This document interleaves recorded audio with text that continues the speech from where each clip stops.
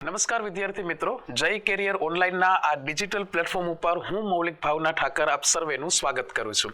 તમે જાણો છો કે હાલના સમયની અંદર આપણી ટેટ 1 ની એક્ઝામ છે એની નોટિફિકેશન અને એના ફોર્મ ભરવાની શરૂઆત છે એ થઈ ગઈ છે અને એની અંદર જ્યારે મુદ્દાસર અભ્યાસક્રમ બહાર પાડવામાં આવ્યો ત્યારે પર્યાવરણ એક મહત્વના વિષય તરીકે આપણે સૌએ જોયું. તો આજના આ વિડિયો લેક્ચરની અંદર આપણે ડિટેલમાં ચર્ચા કરવાના છીએ પર્યાવરણના મુદ્દાઓની. અને જ્યારે આપણે પર્યાવરણના મુદ્દાઓની ચર્ચા કરતા હોઈએ ત્યારે આપણે સૌથી પહેલા બેઝિક પર્યાવરણ વિશે છે શીખવું અને સમજવું પડે. તો ચલો કરીએ આપણે શરૂઆત પર્યાવરણની. એ પહેલા બીજી એક મહત્વની બાબત કે જય કેરિયર એકેડેમી છે એ હંમેશા વિદ્યાર્થીઓનું હિત જ ઈચ્છે છે અને આ હિતને ધ્યાનમાં રાખીને જો આપ ટેટ અથવા તો ટાટની તૈયારી કરતા હોય તો અહીંયા નીચે દર્શાવેલા અમારા વોટ્સએપ નંબર ઉપર આપ મેસેજ મોકલી શકો છો અને આ મેસેજ તમે અમને મોકલશો એટલે અમારા દ્વારા તમને ફ્રી મટીરિયલ્સ તેમજ વિડિયો લેક્ચર છે એ પ્રોવાઈડ કરવામાં આવશે અને સાથે સાથે ભવિષ્યની અંદર શિક્ષક બનવા માટે જે કંઈ પણ મહત્વની સૂચનાઓ આપને જોઈતી હોય એ અમારા પ્લેટફોર્મ દ્વારા આપને પૂરી પાડવામાં આવશે. તો ચલો કરીએ શરૂઆત આપણા સેશનની. સૌથી પહેલા આપણે વાત કરીએ પર્યાવરણની. આમ જોવા જાવ ને તો જ્યારે તમે પહેલા ધોરણની અંદર હતા તો પહેલા અને બીજા ધોરણની અંદર પર્યાવરણ વિષય વિશે તમને થોડી ઘણી માહિતી તમારા શિક્ષકો દ્વારા આપવામાં આવતી, પણ જેવા તમે ત્રીજા ધોરણની અંદર એન્ટર થયા તો ત્રીજું, ચોથું અને પાંચમું ધોરણ આ ત્રણ ધોરણની અંદર પર્યાવરણ એક વિષય તરીકે તમે ભણો છો. ત્યારે એનું નામ પર્યાવરણ એવું આપણે કહીએ છીએ, પણ ગુજરાત સરકાર એને નામ આપે છે આસપાસ એવું, જેને આપણે આમ તો પર્યાવરણ તરીકે જ ઓળખીએ છીએ.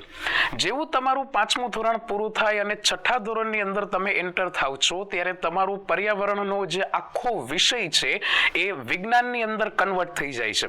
એટલે કે છઠ્ઠા ધોરણથી તમે વિજ્ઞાનના સંપર્કમાં હોવ છો 10મા ધોરણ સુધી અને ત્યારે પર્યાવરણ છે ને એ એક મુદ્દા તરીકે તમને શીખવવામાં અને સમજાવવામાં આવે છે. આપણા એક્ઝામના નોટિફિકેશનની અંદર જ્યારે ડિટેલ સિલેબસ બહાર પાડવામાં આવ્યો ત્યારે પર્યાવરણનું નોલેજ છે એનું કઠિનતા મૂલ્ય એ 10મા ધોરણ સુધી આપણને મૂકવામાં આવ્યું છે અને 10મા ધોરણની અંદર એન્વાયરમેન્ટ આપણું પર્યાવરણ જે છે એ ઓલરેડી એક આખું યુનિટ છે 13 નંબરનું. જે લોકો 10મા ધોરણની અંદર ભણાવતા હશે અથવા તો જે લોકોને ખ્યાલ હશે એમને આનો પરિચય હશે જ. તો એને આજે આપણે સરળ શબ્દોમાં ખૂબ જ ડિટેલની અંદર સમજવાનું છે કે જે આપણને એક્ઝામની અંદર કામ લાગી શકે.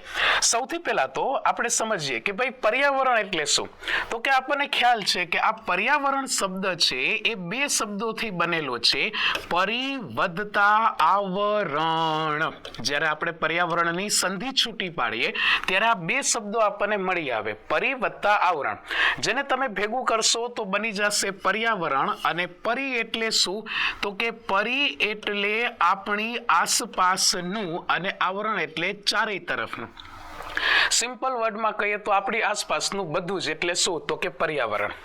ઘણી વખત જો આપણે શબ્દો સાંભળતા હોઈએ કે ભાઈ આ જગ્યાનું એન્વાયરમેન્ટ સારું નથી, હું જે જગ્યાએ કામ કરું છું એ જગ્યાનું એન્વાયરમેન્ટ સારું નથી, તો એન્વાયરમેન્ટ એટલે જ પર્યાવરણ કે આપણી આસપાસનું જે કંઈ પણ છે એ બધાનો સમાવેશ પર્યાવરણની અંદર થઈ જાય. અને એટલે જ આપણે આ શબ્દને ખાસ ધ્યાને લેવો પડે કે ભાઈ પર્યાવરણ એટલે પરી વત્તા આવરણ. પરી એટલે આપણી આસપાસનું અને આવરણ એટલે બધું જ.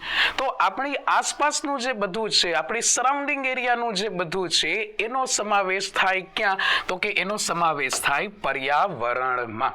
પણ એના માટે એક પ્રોપર ડેફિનેશન આપણને ખબર હોવી જોઈએ કે ભાઈ પર્યાવરણ એટલે શું? તો કે સજીવોના જીવન અને તેમના વિકાસને, જો આ અહીંયા ખાસ મહત્વનો શબ્દ છે કે સજીવોના જીવન અને તેમના વિકાસને અસર કરતી બધી જ બહારની પરિસ્થિતિઓ અને બધા જ પરિબળોના સરવાળાને પર્યાવરણ એવું કહેવાય છે. અહીંયા બે શબ્દો ઉપર આપણે ખાસ ફોકસ કરવાનું છે. પહેલો શબ્દ એટલે શું? તો કે તેમના વિકાસ પર અસર કરતી બાહ્ય પરિસ્થિતિ અને પરિબળો, આનો સરવાળો થાય એટલે શું બને? તો કે પર્યાવરણ બને. અને એટલે જો મેં આની પહેલા હમણાં જ એક શબ્દ વાપર્યો હતો કે ભાઈ આ વિસ્તારનું એન્વાયરમેન્ટ સારું નથી, તો એ ક્યારે આપણે કહી શકીએ કે જ્યારે ત્યાંની આજુબાજુની જેટલી પણ બાહ્ય પરિસ્થિતિઓ હોય, એ બાહ્ય પરિસ્થિતિઓની અસર જ્યારે તમારા ઉપર પડતી હશે ને ત્યારે સમજવાનું કે નહીં, આ એની પરફેક્ટ ડેફિનેશન આપણે કહી શકીએ છીએ. હવે અહીંયા એક શબ્દ આવ્યો, સજીવ એવો. આપણે જ્યારે પર્યાવરણની વાત કરતા હોઈએ ત્યારે આપણે આ શબ્દને થોડોક ડિટેલમાં છે સમજવો પડે. તો ચલો એને સમજીએ કે સજીવ એટલે શું. તો કે આપણે અત્યાર સુધી એવું જ માનીને બેઠા છીએ કે ભાઈ સજીવ એટલે શું, તો કે જેનામાં જીવ છે તે. અત્યાર સુધી આપણને પદાર્થોનું વર્ગીકરણ કરવાનું કહે તો આપણે બે રીતે એનું વર્ગીકરણ કરીએ કે ભાઈ આ પદાર્થ છે એ સજીવ છે, આ પદાર્થ છે એ નિર્જીવ છે. તો સજીવ કહેવાય કોને? તો કે આપણે એવું માનીને ચાલીએ છીએ કે સજીવ એટલે શું, તો કે જેનામાં જીવ છે તેને કહેવાય સજીવ. બટ બેઝિકલી સાયન્સની અંદર સજીવ માટે આ 4 ક્રાઇટેરિયા જે પદાર્થ ફોલો કરતો હોય, જે એને ફૂલફિલ કરતો હોય એને જ તમે સજીવ કહી શકો. જેમ કે માની લ્યો કે મારે કોઈને સજીવ કેવો છે તો એના માટેનો પહેલો ક્રાઇટેરિયા કે એ હલન ચલન કરતો હોવો જોઈએ. હવે હલન ચલનનો મતલબ શું થાય કે એક જગ્યાએથી બીજી જગ્યાએ જવું. તો વળી પાછો અહીંયા આપણને પ્રશ્ન આવે કે ભાઈ ચલો પ્રાણીઓના કિસ્સામાં તો આપણે સમજીએ હલન ચલન, તો વનસ્પતિ તો ક્યારેય એક જગ્યાએથી બીજી જગ્યાએ નથી જઈ શકતી. ક્યારેય તમે જોયું કે બસ સ્ટોપની લાઈનમાં કે પિઝાના શોપ ઉપર આપણે વનસ્પતિઓને આપણી આગળ લાઈનમાં ઉભા રહેલા જોઈએ? એ ક્યારેય પોસિબલ નથી. પણ તેમ છતાંય વનસ્પતિ હલનચલન દર્શાવે છે. જેનું બેસ્ટ એક્ઝામ્પલ શું છે, તો કે જેનું બેસ્ટ એક્ઝામ્પલ છે બીજમાંથી છોડનું અંકુરણ થવું. આ એની વૃદ્ધિ થઈ અને એની સાથે સાથે એનું હલનચલન થયું. અને એટલે જ આપણે કહી શકીએ કે આ જે હલનચલન થયું એ વૃદ્ધિ આધારિત હલનચલન થયું. તમે એક વનસ્પતિ જોઈ હશે, જે વનસ્પતિને આપણે ટચ મી નોટ પ્લાન્ટ અથવા તો ગુજરાતીની અંદર આપણે એને લજામણીનો છોડ કહીએ, જે બેઝિકલી એક વનસ્પતિના કુળમાંથી બિલોંગ કરે છે, જે કુળનું નામ છે મિમોસા કુળ. તો આ મિમોસા કુળની વનસ્પતિ જેનું નામ છે લજામણી, ઇંગ્લિશમાં એને કહેવાય ટચ મી નોટ પ્લાન્ટ, એનું એક ટેગલાઇન છે.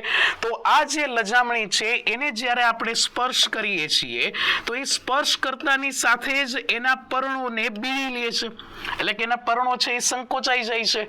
તો આ હલનચલન થયું.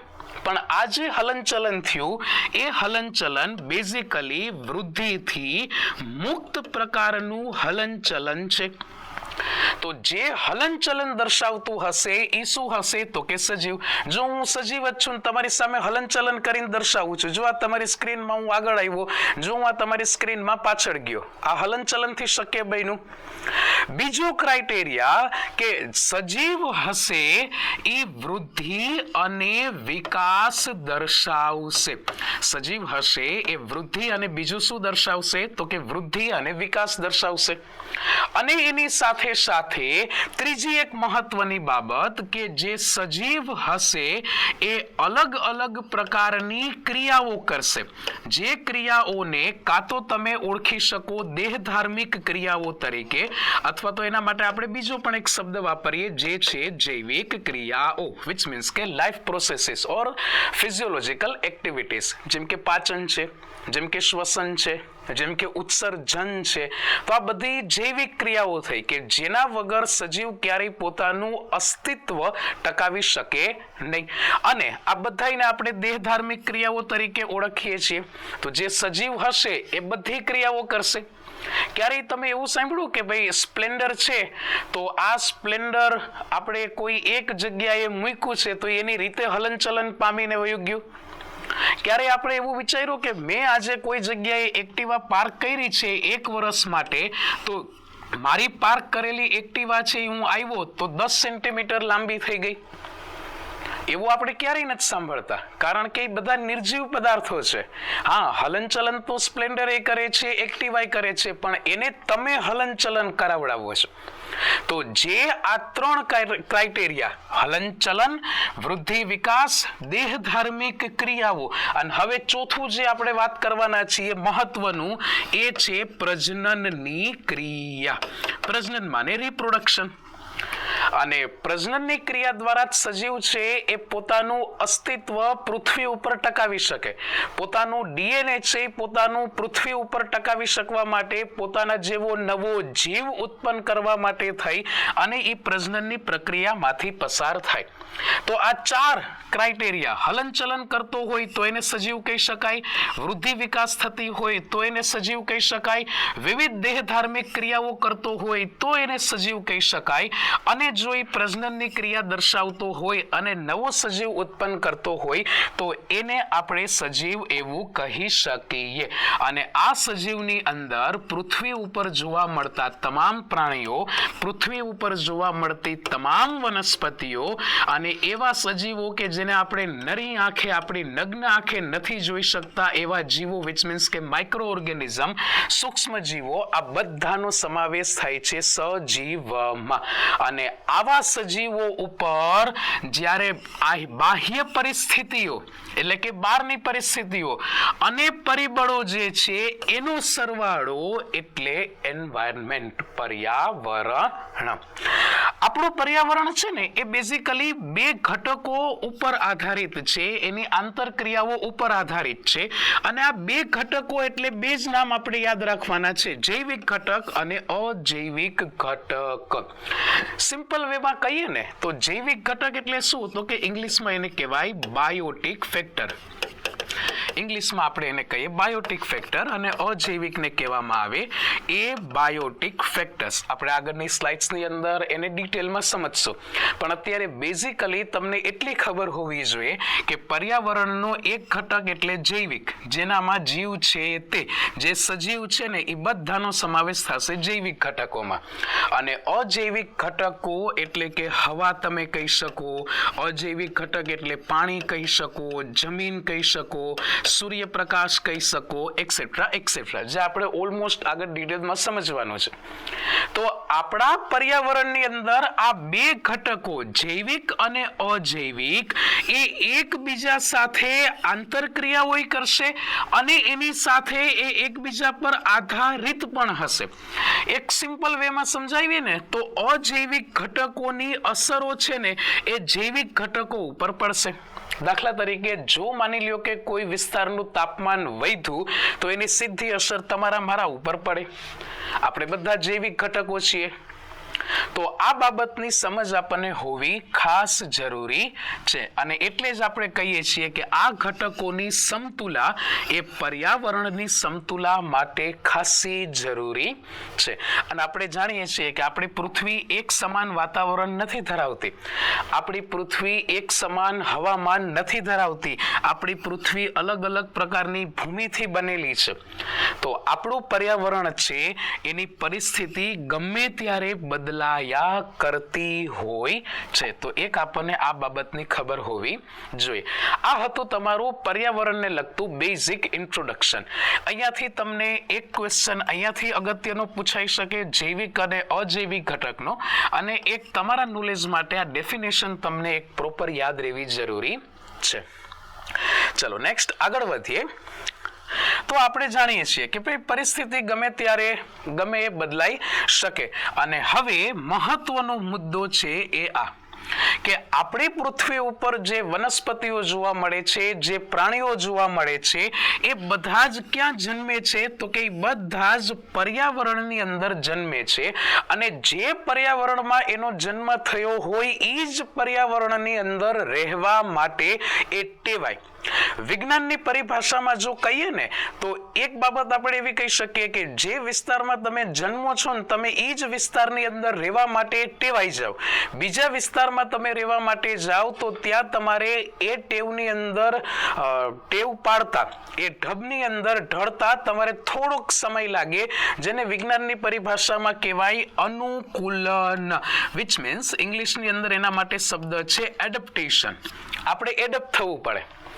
માની લ્યો કે હું કડકડતી ભૂખથી પીડાતો હોય, એટલી મને ભૂખ લાગી હોય, અને જ્યારે હું ઘરે જાઉં અને ઘરે જતી વખતે જ્યારે મને વાટકાની અંદર કારેલાનું શાક છે એ પીરસવામાં આવે, ભૂખ લાગી છે, મને ખબર છે સોરી, મને ખબર છે કે કારેલાનું શાક મને જીવનમાં કોઈ દિવસ નથી ભાવતું કે હું એને કોઈ દિવસ નથી ખાવાનો, પણ તેમ છતાંય મારી ભૂખ સંતોષવા માટે હું કારેલાનું શાક શાંત મગજે ખાઈ લઈશ ને, તો મેં શું કર્યું તો કે પરિસ્થિતિ પ્રમાણે મારી જાતને મેં ઢાળી, વિચ મીન્સ કે મેં અનુકૂલન કર્યું. તો અહીંયા અનુકૂલિત થાય છે. કોણ અનુકૂલિત થાય છે? તો કે જે પ્રાણી, જે વનસ્પતિ, જે વિસ્તારમાં જન્મ લે ને એને પ્રમાણે અનુકૂલિત થઈ જાય.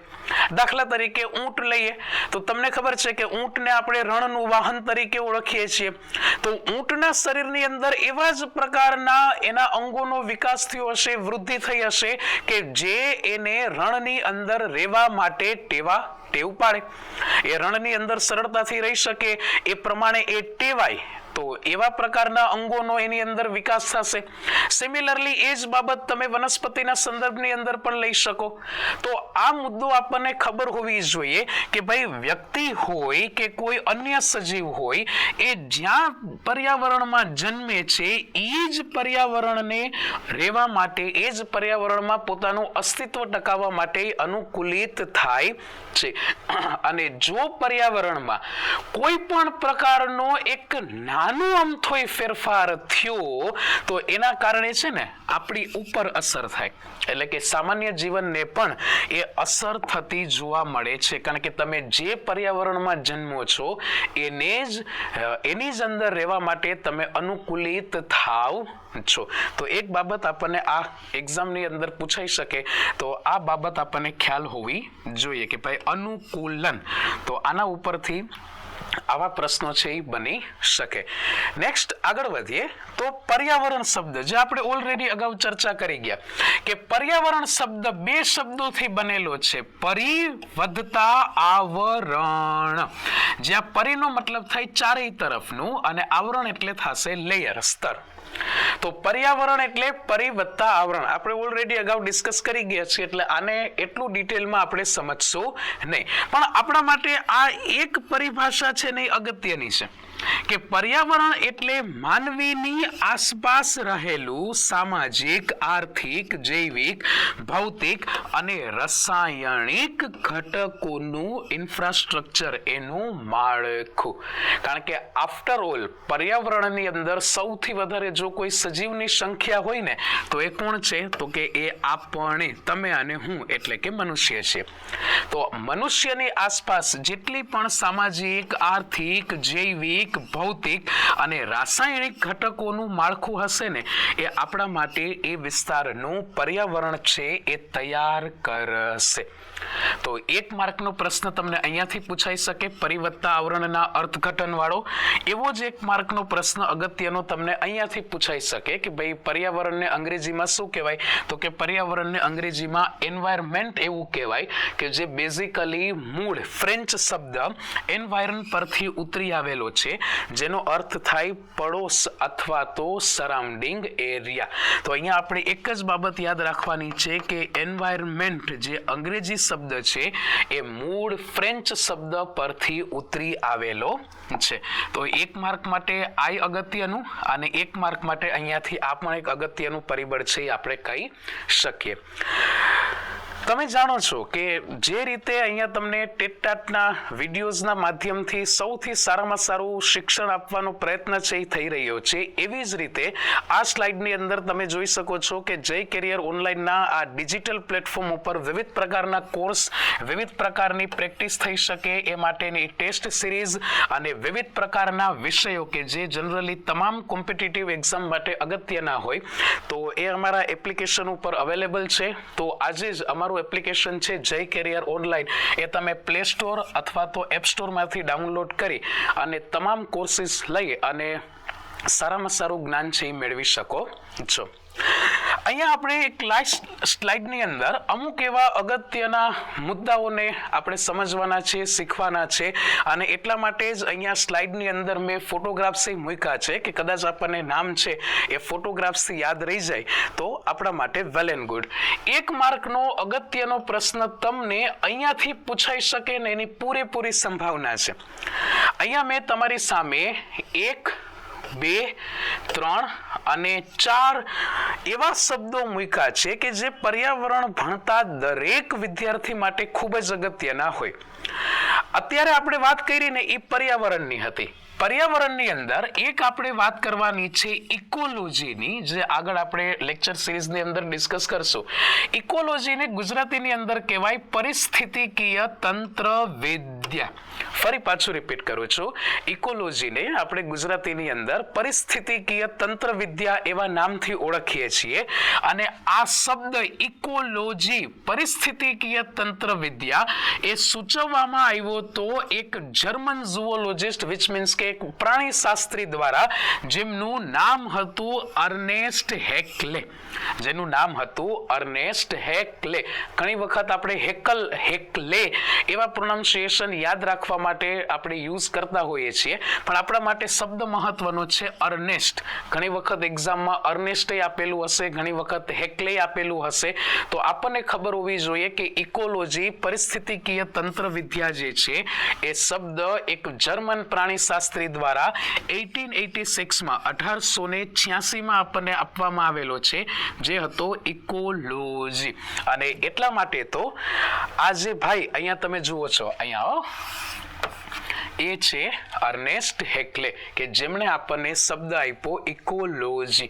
ઇકોલોજી ઉપર સૌથી વધારે કાર્ય કરનાર વ્યક્તિ હતા, જેમનું નામ હતું એલેક્ઝેન્ડર વોન હમ્બોલ્ટ, જે તમે અહીંયા બીજા નંબરના ફોટોગ્રાફ્સ ઉપરથી જોઈ શકો છો. અહીંયા સ્લાઇડ આપણે ક્લિયર કરી લઈએ એટલે તમે એ ફોટોને ક્લિયરલી જોઈ શકો છો. આ ભાઈ જે છે એમનું નામ છે એલેક્ઝેન્ડર.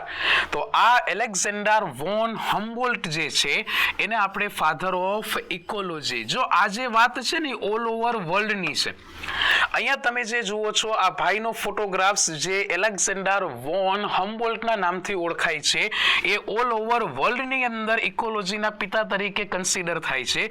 જ્યારે ભારતની અંદર વાત કરવામાં આવે તો ભારતના રામદેવ મિશ્રા, આપણા માટે આ પણ એટલું જ અગત્યનું છે. ભારતની અંદર જ્યારે વાત કરવામાં આવે તો ભારતના રામદેવ મિશ્રા, જેનો ફોટો તમે અહીંયા જોઈ શકો છો, તો આ રામદેવ મિશ્રા છે એને ભારતીય પરિસ્થિતિકીય તંત્ર વિદ્યાના પિતા તરીકે ઓળખવામાં આવે છે, કારણ કે એને ભારતની અંદર સૌથી સર્વશ્રેષ્ઠ ઇકોલોજીમાં પોતાનું યોગદાન છે એ આપ્યું છે. અને હવે જે આપણે નેક્સ્ટ ટોપિક સમજવાના છીએ એનું અત્યારથી આપણે જો બેઝિક જોઈએ તો ઇકોસિસ્ટમ. ઇકોસિસ્ટમ એટલે બીજું કંઈ નહીં, એને આપણે ગુજરાતીની અંદર નિવસન તંત્ર એવું કહીએ છીએ. અને આ નિવસન તંત્ર શબ્દ આપણને કહેનાર હતા આર્થર ટેન્સલી, જેને એજી ટેન્સલીના ટૂંકા નામે આપણે ઓળખીએ છીએ. અને એમણે આ જે શબ્દ છે આપણો ઇકોસિસ્ટમ, ગુજરાતીમાં નિવસન તંત્ર, એ આપ્યો તો 1935માં, 1935ના વર્ષમાં. તો ચલો એક વખત આપણે ક્વિક રિવાઇઝ કરી લઈએ કે ઇકોલોજી શબ્દ કોણે આપ્યો હતો, તો કે ઇકોલોજી શબ્દ આપણને આપવામાં આવ્યો હતો અર્નેસ્ટ હેકલે દ્વારા. ફાધર ઓફ ઇકોલોજી તરીકે કોણ ઓળખાય છે, તો કે ફાધર ઓફ ઇકોલોજી તરીકે ઓળખવામાં આવે છે એલેક્ઝેન્ડર વોન હમ્બોલ્ટને. ઇન્ડિયન ઇકોલોજી તરીકે કોને કન્સિડર કરવામાં આવે છે, તો કે બાબા રામદેવ ઉપરથી યાદ રાખી શકીએ, રામદેવ મિશ્રા.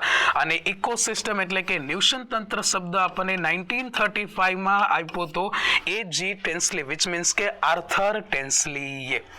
તો આટલી બાબતો આપણને ખ્યાલ હોવી જોઈએ. આ હતું પર્યાવરણનું બેઝિક, જેમાં આપણે સૌથી પહેલા વાત કરી પર્યાવરણની વ્યાખ્યાઓથી, અને એની સાથે સાથે આપણે ડિસ્કસ કર્યું કે ભાઈ પર્યાવરણ છે એની આપણા ઉપર કેવી અસર થાય.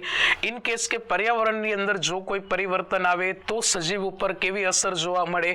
પર્યાવરણ શબ્દ વિશે આપણે પરિચય મેળવ્યો, ફ્રેન્ચ શબ્દ ઉપરથી ઉતરી આવેલો છે, એ બધી બાબતો આપણે જાણી. અને મહત્વના જે એક માર્કના પ્રશ્નો આપણને પૂછાઈ શકે એવો આ સ્લાઇડની અંદર આપણે પરિચય છે એ મેળવો. તો જય કેરિયર એકેડેમીના આ ડિજિટલ અમારા આ ઓનલાઈન પ્લેટફોર્મની અંદર આપણે સૌથી પહેલી વાત પર્યાવરણ સિરીઝની અંદર પર્યાવરણના બેઝિક શબ્દો છે અને એની સમજૂતી છે એ કરી. જો તમને આ વિડીયો થકી કંઈક નવું શીખવા, નવું જાણવા મળ્યું હોય, તમારા જ્ઞાનની અંદર કંઈક વધારો થયો હોય, તો અમારી ચેનલને લાઈક કરો, શેર કરો, સબસ્ક્રાઇબ કરો, અને અમારા એપ્લિકેશન ઉપર આજે જ અવેલેબલ જેટલા બી કોર્સીસ છે એમાંથી તમને જે એક્ઝામ માટે પ્રિફરેબલ હોય એ કોર્સીસને પરચેસ કરી અને આવી રીતે જ્ઞાનમાં વૃદ્ધિ કરો. Thank you.